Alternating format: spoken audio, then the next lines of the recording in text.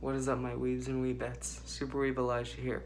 And today, on Theories I Made Up, now broadcasted from a CIA and FBI free location, we're answering a very important question. What the hell is this thing? Now, after doing some extensive reading on the Super Mario wiki, I know that this is the Torkdrift. First off, that's a stupid name, but also, alright, so it's part of the species Spindrift, which, as far as I know, does not exist in the Mario universe at all. And in other languages, it's just called the roboflower or flower vacuum. So, or just something flower over and over again. So this thing has not appeared in the Mario series before, to my knowledge, and I've played just about every Mario game. There's never been something called a Spindrift. At least nothing alive that's been called a Spindrift. I think in I think it's somewhere in Paper Mario there was something called a Spindrift. Oh frick, they're after me. Alright, we're gonna have to make this quick. I'm gonna have to cut this down a bit. Anyway, so the point is, we've never seen this in any other Mario game. It just appeared in Super Mario Odyssey.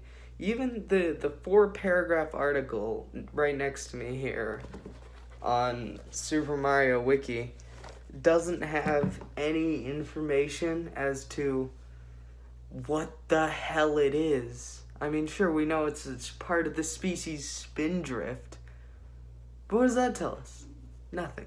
So, I'm going to give you my take. I'm going to have to go quickly here because I think they might have found out where I am. Alright.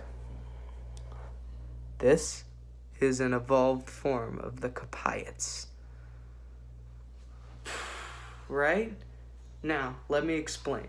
The Capaiets, if you don't know what the Capaiets are, they're from the game Pikmin 3, also by Nintendo. And they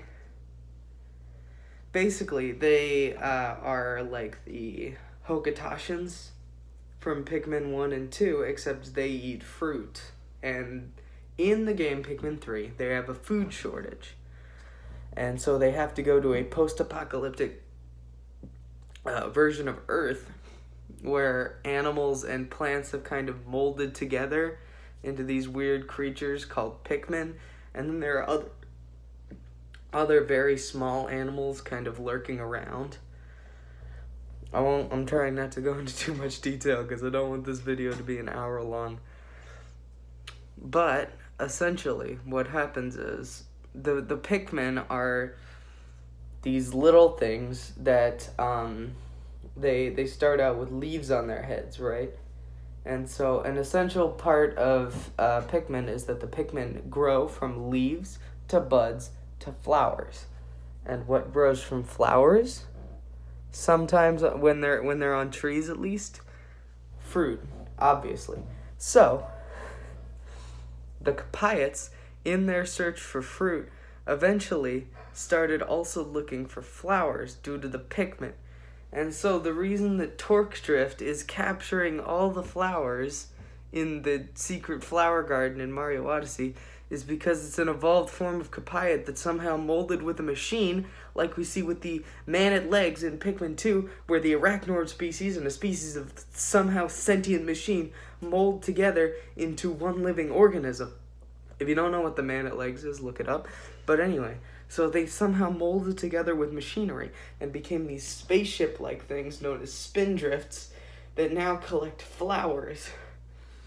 And the reason it's collecting flowers is because when Pikmin are planted in the ground long enough, the leaf on their head turns into a flower. So it's just trying to pluck Pikmin to use in its army, and we mercilessly slaughter it in Mario Odyssey. Okay, well. No, yeah, it definitely dies. Yeah, its stomach essentially just explodes. So yeah, it would die. If it's eating the flowers, yeah, it's dead. It is very dead. But for some reason, it also has a giant laser on it that spreads out lasers in rings. Rings, not wings. Rings. Um, my explanation for that, you ask? Well, it's very simple. That's the whistle. It's just more deadly now. They weaponized the whistle from Pikmin. It's all genius. It's all a giant interconnected plot line weaved by Nintendo in sort of a Marvel or DC cinematic universe style plot. The connections are there. Look for them. Oh, frick. Okay, guys. I gotta run. They're here. They're after me.